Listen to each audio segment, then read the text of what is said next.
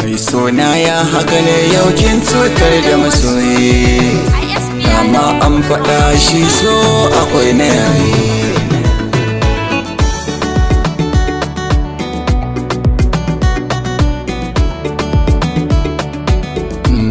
Mai sona ta cutar da ni ban san mene mata ba, sakamako na ya zamo hakan laifin mene laifi.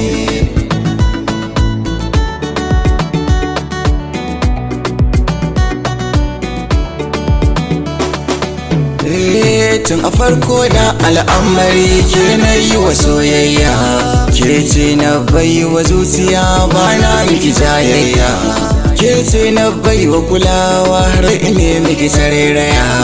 Mai sona kare da ki juya so ya zamto ƙiyayya, ya ce ki kashe min so farin ciki ne mai sona, amma me yasa a zuciyata yake yi min ƙona.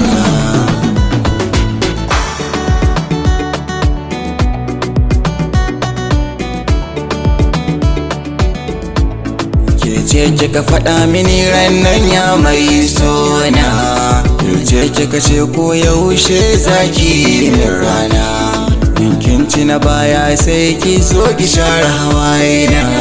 Ke ce na faɗa kin zan farin ciki har a cikin raina, mai sona ke kika ce ke ce mai kula da kaina, duk abubuwa sun canza tun kafin gobe na.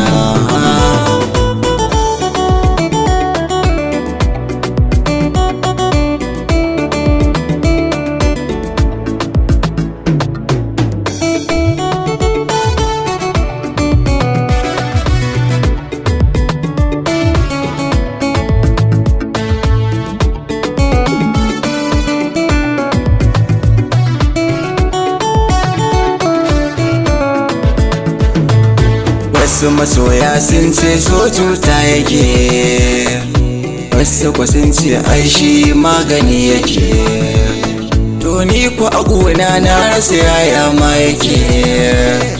Jiya ya ban daɗi yau ko sauyi yake, mai sona tuna alƙawarin can baya wanda muka yi da ke, mun ce da juna ba rabuwa yau yaya zan yi ne da ke.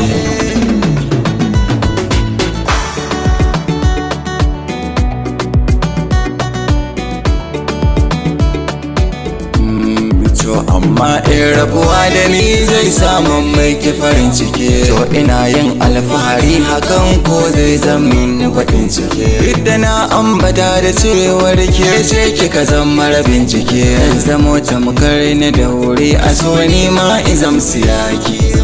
Ya mai sona zan barki ba da raina yana so ba, dama mafi kyawun so shi ne sona annabi na.